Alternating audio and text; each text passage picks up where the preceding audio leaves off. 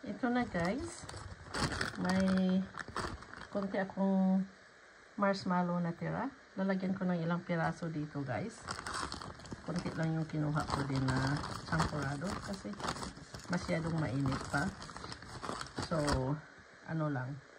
Experiment ko lang to guys. Matutunaw to kasi masyadong mainit. Yan. At ini-mix ko yan, dagdagan ko pa. Yan.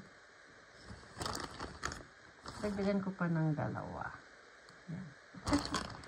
Tapos, stir natin. Tingnan natin kung matutunaw to.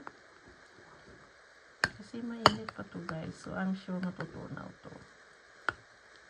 At dahil konti lang yung brown sugar ko. So, yan, natutunaw na siya guys. So, okay lang to para matamis. Tinikman ko kanina, matabang pa siya guys. Pero since lalagyan ko naman ng marshmallow, okay lang yan. Yan. Oh, sana masarap.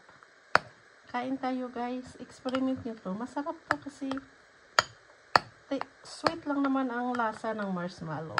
At saka plain lang siya. Walang flavor.